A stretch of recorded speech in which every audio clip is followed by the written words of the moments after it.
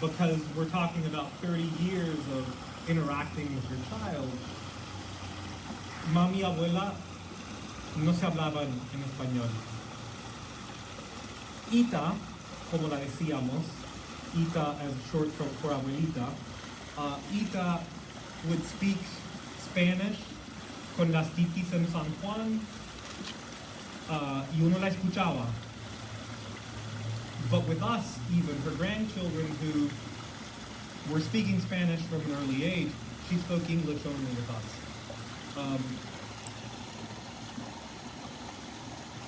I think that's a loss. I think there's a terrible loss of culture that happened because of those expectations that only English be spoken.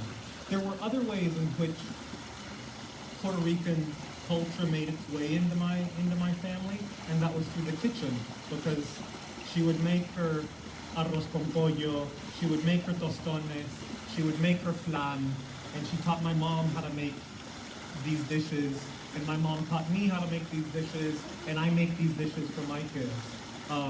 But so as part of that, I would, before reading Under the Ocelot Sun, I thought I would read one of the poems from Self-Portrait as an Iguana, which just came out. It's a collection of poems that I wrote in Spanish, and it was a co-winner of a poetry prize, and the two co-winners were just published this year, and so I wrote them in Spanish, but the collection came out in a bilingual edition. So then I spent about 6 or 7 months translating them into English.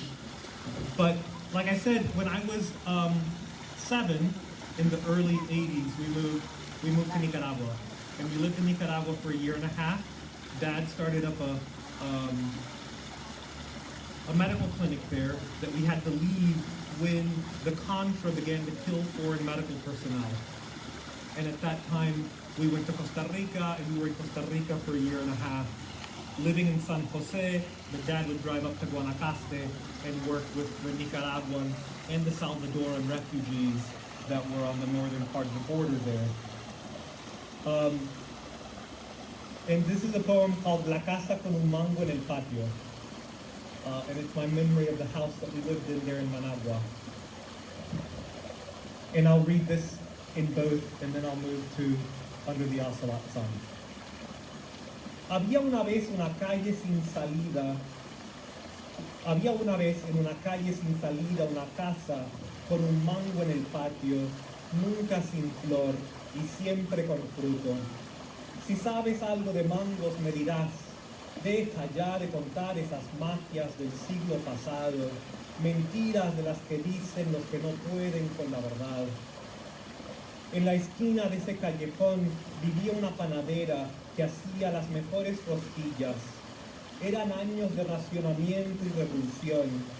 Aún así encontraba la harina y el azúcar, la canela y el aceite, y algunas mañanas rastreábamos los chelines para comprarle sus bollos, calientitos y recién azucarados. Si te digo que en el techo de esa casa vivía una iguana regordita por comerse tantos mangos, todavía no me creerás. Pero se soleaba cada mañana en el muro bajo el mango y los vecinos, quizá esto te convenza, querían desesperadamente cazarla para hacer de ella una sopa de garrobo. Cada tarde en esa casa se comía mango con sal, chile y limón. Ya no me importa si no me crees, pero había una vez en una calle sin salida una casa con un mango en el patio que siempre echaba brotes nuevos cuando los últimos mangos de la cosecha previa estaban verdes y duros como almendras. Y de noche descendía sobre la casa una diablura de ratas. Mientras la madre brincaba en su cama de agua, el padre las perseguía por todo el hogar con su bate de béisbol, sin nunca dar el golpe de gracia. Noche tras noche las ratas y el palo por la casa. Y una noche el padre se resbaló y se dio contra la puerta, y despertó la horda de termitas y cucarachas que vivían en la madera y que salieron como un río, como si dentro de la puerta durmiera el ángel de la copa de las plagas. No, no vengo a contarte cuentos de hadas.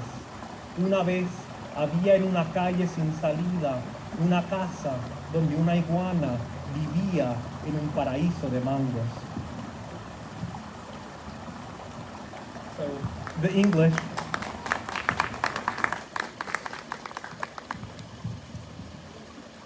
The house with the mango out back. Once there was a house on a dead-end street with a mango out back, never without flower and always with fruit. If you know anything about mangoes, you'll tell me, stop with these magical tales from the end of last century, lies told by people who can't handle the truth. On the corner of that cul-de-sac lived a baker who made donuts. These were years of ration and revolution. Still she found the flour and the sugar, the cinnamon and the salt and the oil, and some mornings we rustled up the change to buy her buns, hot and freshly sugared. If I tell you that in the roof of that house lived an iguana fat from eating so many mangoes, you'll still not believe me. But it sunned itself on the wall under the tree every morning, and the neighbors, maybe this will convince you, wanted desperately to catch it for a soup. Every afternoon in that house, we ate green mango with salt, chili, and limes. I don't care if you still don't believe me, but once there was a house on a dead-end street with a mango out back that set its buds when the last mangoes of the previous fruiting were still green and hard as almonds. And every night, a mischief of rats would descend upon the house, while the mother would scream and jump on the waterbed, as the father would chase them with a bat through the house. I lost myself. Well, the father would chase them with a bat, though the coup de grace never fell. Night after night, the rats and the bat through the house. And one night the father slipped and slammed into the door and woke the swarm of termites and cockroaches that lived in the wood and spilled out like a river of plagues. Oh, like a river, as if inside the door slept the angel with the cup of plagues. No, I'm not here to tell you fairy tales. Once there was a house on a dead-end street where an iguana lived in a paradise of mangoes.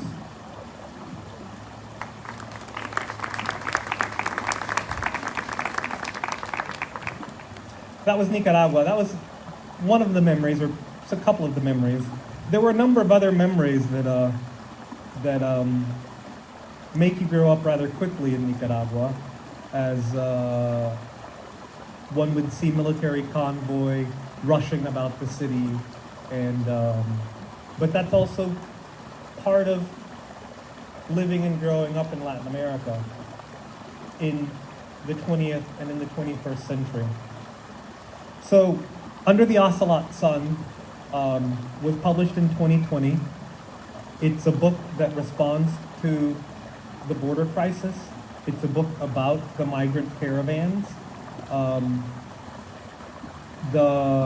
It's an illustrated book, presumably for children, but there are, a couple of the librarians that children librarians that read this came back and said, there's some temas here that are a little duros. And I said, well, it's true, but they are. But at the same time, life is hard, and children know that life is hard, and trying to cover over the hardness of life isn't doing any favors to children. One shouldn't be gory and sort of dwell on those matters, but one has to speak about the difficulty that is part of the reality of life. And the situación narrativa is a mother telling her daughter stories of who she is.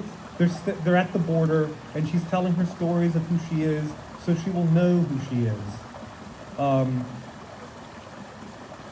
The title Ocelot Sun, though the family in C comes from Honduras, they're a mother and daughter from Tegucigalpa. The term itself, Ocelot Sun, I took liberties here, is a reference to the Nawa creation myth, where you have the 5 different suns.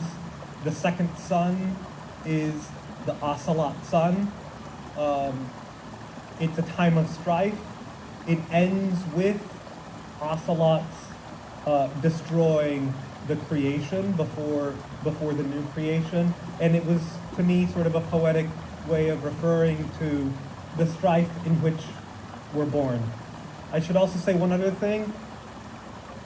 Ocelots, to the 21st century, are the smaller of the large predatory cats that are spotted. But in Nawa, ocelote is the Nawa term for jaguars.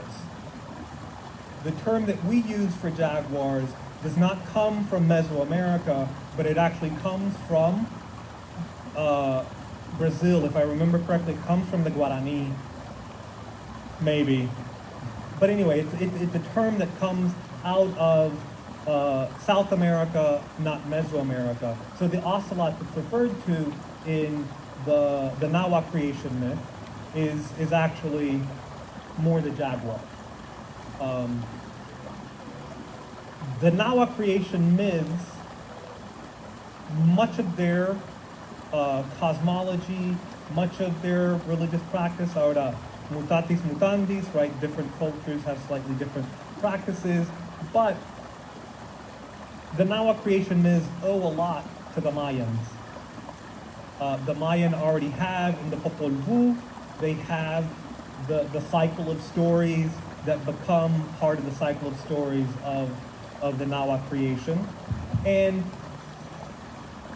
the Maya go all the way down into northern Honduras. And so you have, right, my use of ocelot really is more wanting to speak to the cultural milieu of the Northern Triangle and of all of Mesoamerica. But under the Ocelot Sun,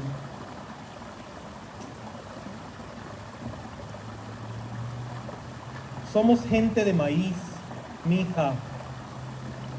Lo molemos en metates, lo remojamos en cal, lo trituramos hasta volverlo masa para las tortillas.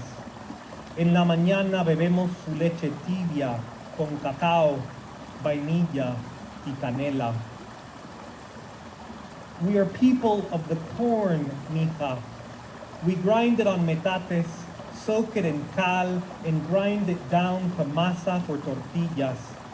In the morning, we drink its milk warmed with cacao, vanilla, and canela. La gente de maíz hace su casa en el monte, decía la abuela, donde cantan el quetzal y el cotinga, donde brincan libres los ríos y riachuelos. Y muy apropiado que estemos aquí al lado de un riachuelo, ¿no?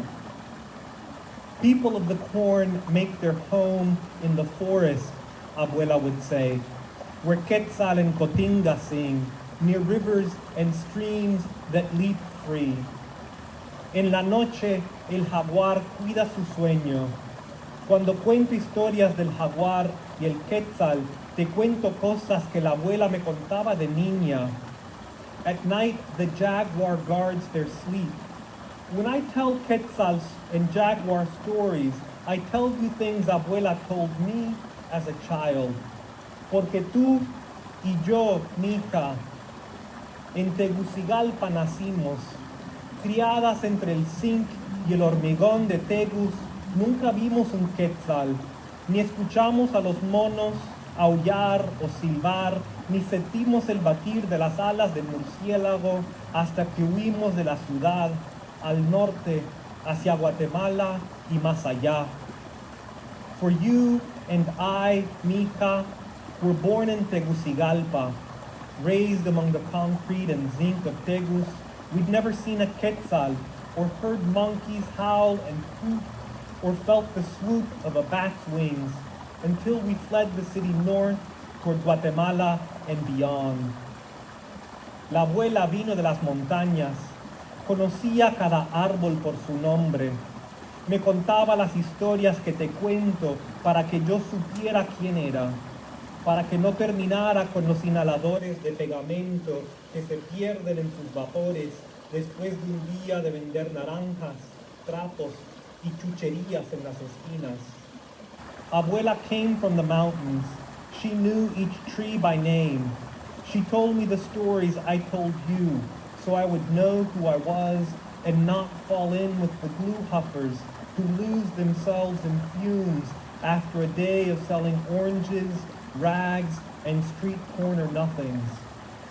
La abuela contaba de cuando las familias vivían en los pueblos de las montañas y el maíz crecía en las milpas con frijoles y tomates. Abuela told of when families lived in mountain villages and maíz was grown in milpas with frijoles and tomates. Esto era antes de las malas cosechas y las heladas, antes de que las inundaciones y drogas ahogaran a Tegus. This was before the failed crops, late frosts, before floods and drugs drowned Tegus. Mija, no es que una vez hubiera paz y ahora no la hay. Tú y yo, la abuela, nacimos en tiempos de guerra, nacimos bajo el sol del ocelote. Mija, it's not that once there was peace and now there's none. You, me, abuela, were born in an age of war, born under the Ocelot Sun. Antes de los cárteles, los contras, antes de los contras, la guerra del fútbol y las guerras bananeras y las guerras de independencia. Before the cartels, there were the Contras. Before the Contras, the football war and the banana wars and the wars of liberation. Pero también hay belleza en Tegus. But there's beauty too in Tegus. Cuando eras una chichí, los artistas tomaron una abandonada cárcel estatal desmoronada por el peso de toda la violencia que sus paredes habían visto. When you were a chichi, artists took over an abandoned state prison, crumbling under the weight of all the violence those walls had witnessed. Malabaristas, timbaleros y mariposas en zancos hicieron una fiesta en su patio interior. Jugglers, drummers, and butterflies on stilts partied in the prison quad. Dejaste una huella de tu mano en morado y otra huella en amarillo. En un campo de flores transformaron las huellas de los niños. You left a handprint in purple and a handprint in yellow. They turned the prints of the children into a field of flowers. Pero necesitamos comer y la esperanza no compra comida. Tu tío Misael, que se montó en la bestia para trabajar en el norte hasta que lo regresaron quebrado, estaba sobrio, aún vivo, cuando vino con nosotras a la fiesta en el patio de la prisión. But we need to eat, and hope buys no food. Your tío Misael, who rode la bestia north for work until they sent him back, broken, came with us to the prison party. He was sober, still living. La prima Carmen y su hija Mar también vinieron y celebraron con nosotras. Ayudaron a pintar las flores en el muro antes de que las pandillas se llevaran a Mar. antes de que las agujas se llevaran a Carmen. Tantas niñas perdidas, mija, tragadas por la hambrienta panza de la tierra. Y el hambre, un hambre distinto nos ha traído aquí, un hambre de paz, de justicia. Cousin Carmen and Mar, her daughter, also came and celebrated with us. They helped paint flowers on the wall. This was before the gangs stole Mar, before the needle stole Carmen. So many girls, mi hija, lost, swallowed by the hungry belly of the earth, and hunger, a different hunger has led us here, a hunger for peace, for justice. Mi hija, esos pájaros que nunca vimos, el quetzal y la guacamaya roja, son un tesoro protegido por las leyes, y tú vales más que ellos. Mija, those birds we've never seen, the quetzal and the scarlet macaw, are a treasure protected by laws, and you are more precious than they. Por eso te hemos empujado, jalado, cargado al norte, en el calor de la jungla. Te hemos escondido de los guardias al acecho.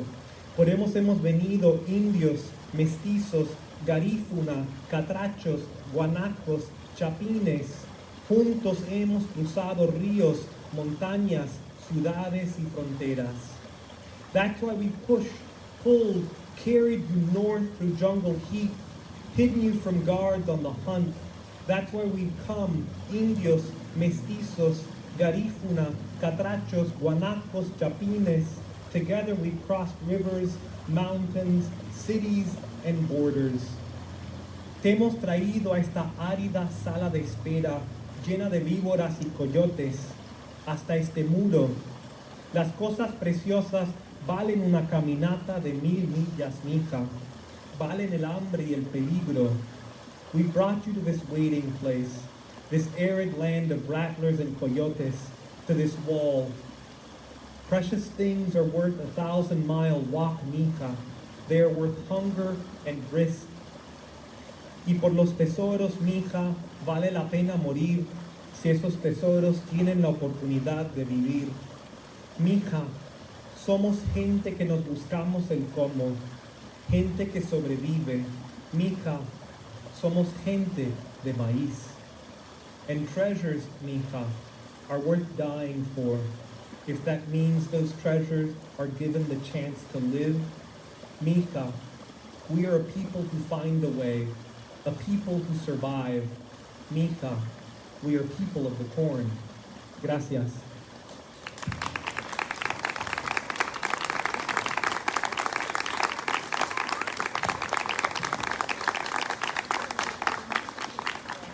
No. Hay muchas referencias a mucha historia y muchas cosas. No las voy a señalar todas, voy a abrirlo a preguntas. So, while you think on what you want to ask, en qué es lo que quieren preguntar, como mejor se sientan cómodos, I was just thinking that this is a gift, a truly gift. I mean, once you read poems or poetry, it is something so personal, right? And you are developing your own imagination and you're letting your feelings flow, and it's transformative. But reading poetry collectively in 2 languages, in a green space that has been recovered, where people were thrown as pieces of garbage, where there was garbage. This is a place of life. So we have moved from having a transformative individual experience to having a powerful collective action of dreaming in something beautiful. Because what I found, Jeremy, reading your poetry before coming here, is that it is painful, es duro, right? As life it is. But it's so beautiful too. And the beauty of El Futuro, not only there but here and among us, is that the stories that we hear are stories that are remembering us where we're coming from, how we make sense of that, but what is the future that we envision as well. Because we want to have hope, esperanza, ganas, queremos ser parte de, ¿no? So thank you because this was magical, this was just beautiful. So people, microphone is open, micrófono abierto, preguntas, emociones, inspiración, ideas locas. Hacemos un poema juntos, right? Oh, I love surprises coming from the back. Please. Thank you. This is great. I did not know. I set up the equipment for you today, but my students, I'm a teacher right here during public schools. And Soy maestro. y mucha gente es de Honduras. So, su historia es una inspiración por mi gente. Lots of students, sometimes they slip a little bit. They don't realize what it took to get here and to have this hope. And this is a great story. I'm going to use this in my classroom. I want to thank you for this because we need something that's now, today, relatable, and it has all that, and it's said in a beautiful poetic way. Your poetry comes through. Thank you so much.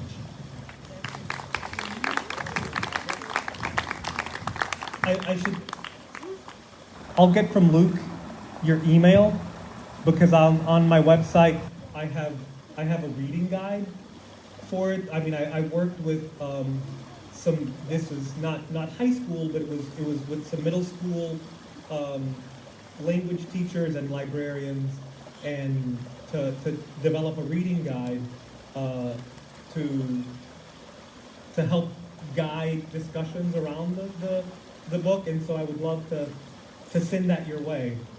And to that, I would say in terms of some of the real life things that come out of this, aside from the history of the conflicts that Honduras has seen over the last handful of centuries, but that story of the reclaiming of the prison, there is a wonderful documentary. It comes from real life. If I remember correctly, I make a reference to it in the book, but in the notes of the book. But it comes from a documentary. It's a 15-minute, 20-minute documentary of a young street artist who was part of a group called El Colectivo Hormiga. And he's a young street artist who has a child and is using murals and street art in Tegucigalpa as a way to respond to the gang violence in Tegucigalpa and sort of reclaiming spaces.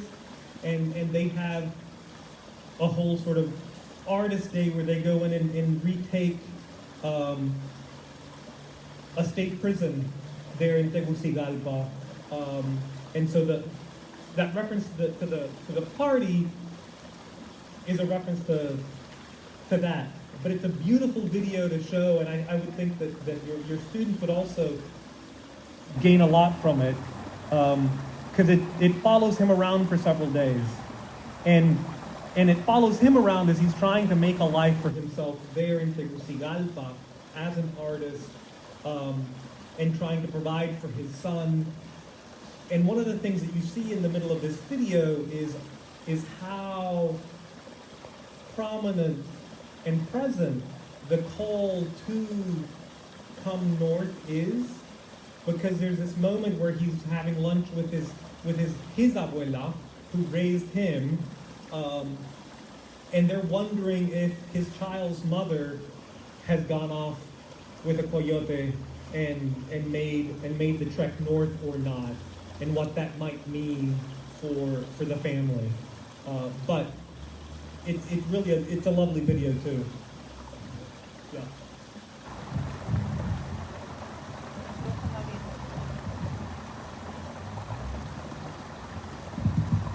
Questions, inspirations, curiosities. Amigo Luke. Mayita, do you have a question?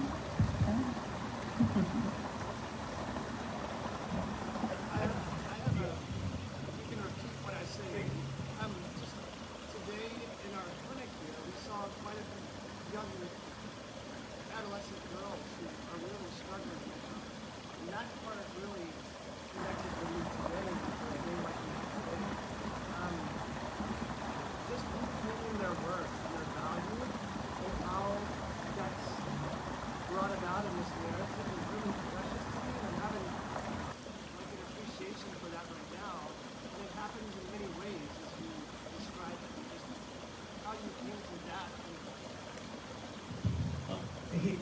Luke said that today's been a tough day at El Futuro, especially with a number of young women who have come in today and have been struggling with their worth, struggling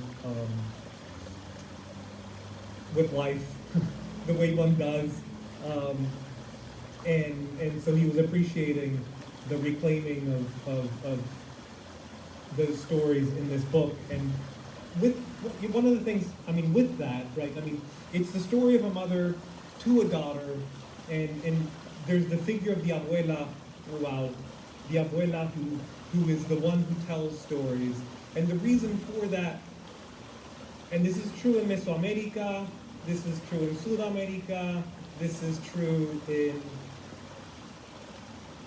North America, and it doesn't matter if it's First Peoples North America or if it's European North America. This is true in terms of my experiences in España, in Italy, in England. It's true in your African cultures. Grandmothers are the keepers of family history. Grandmothers are the keepers of family lore. This gets passed down oftentimes from grandmother to daughter, and then from grandmother to grandson. And one of the places where this happens is in and around the kitchen, and it's in and through food preparation. You're making, in this case, you're grinding the corn, you're making the tortillas, you have to show that, you have to work with the child, and as you do this very laborious, tedious work, but it's hand stuff, you tell stories to pass the time. You tell stories of who you are, you tell stories of your people, you make up stories, you embellish the stories that you've been given. The grandmothers are the keepers of the stories, and they're the keepers of the foodways, and these are how we know who we are. So the reason for the presence of the grandmother and the repeated presence of the grandmother is because of that.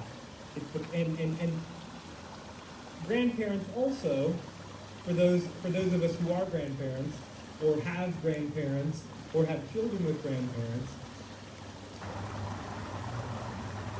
and I could be wrong, I'm out on a limb here among psychologists and psychiatrists and sociologists, but the last time I checked, some of your social science sort of says that really that sense of morality that a child inherits, that isn't necessarily from the peers, comes more from grandparents and interaction with grandparents than interaction with the law of the parents who are just there like a Charlie Brown, wah wah wah wah. But that sense of who we are comes from the previous generation. So one, there's that. But two, part of the reality of Honduras, of Nicaragua, of Guatemala, El Salvador, Mexico,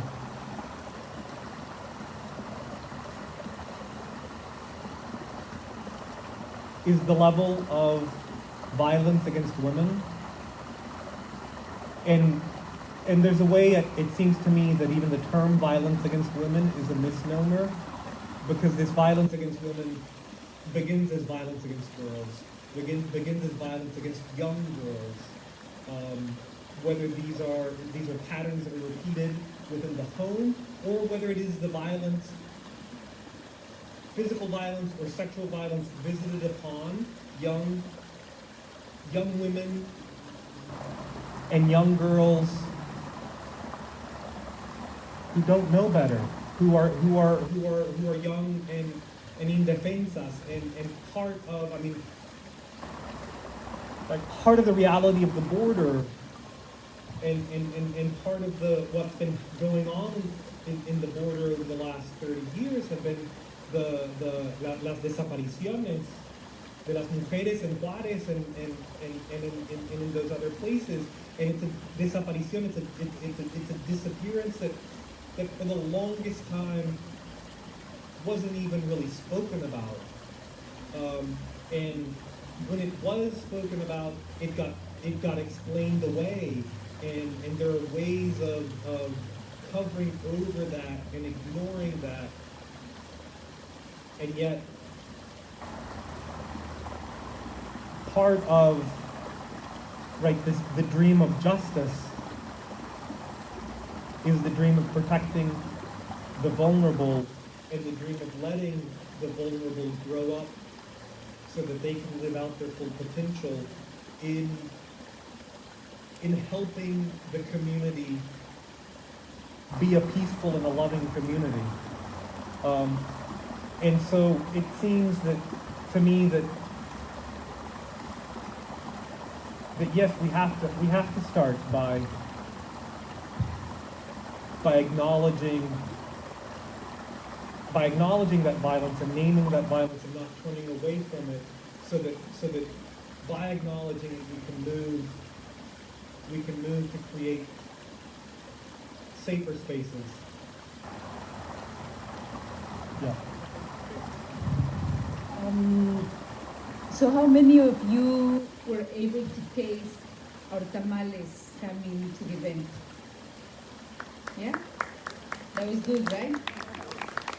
So tamales made out of corn, and it was a way of introducing ourselves to the event, but also in your way out, please, you can have a second round of tamales.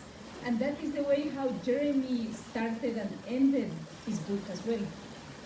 Somos la gente del maíz, mi hija.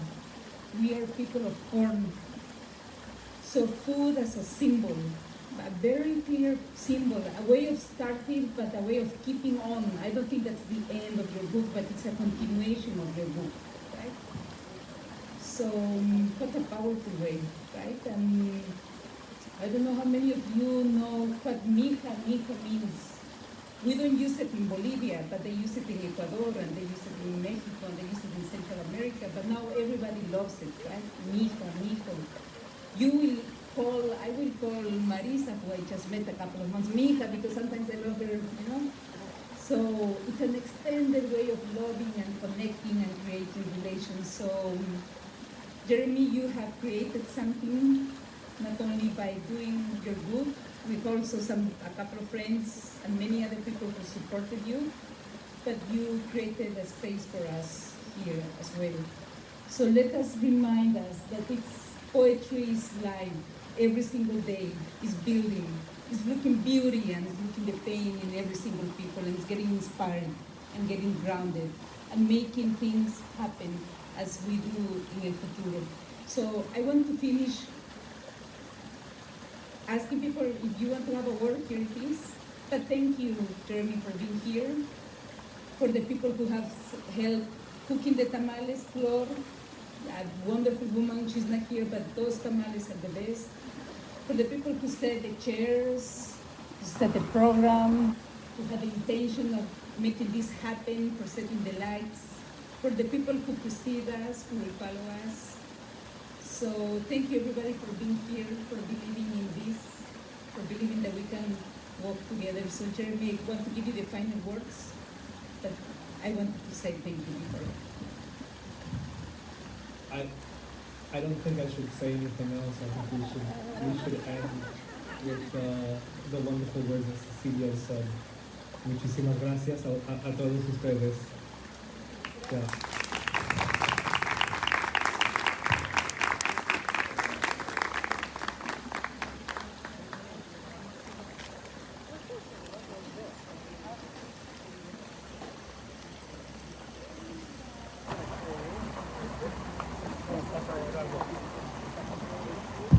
We do have a little bit of dessert at the table on the way out. We'll play a little bit of music. Feel free to stay for a few minutes. Jeremy will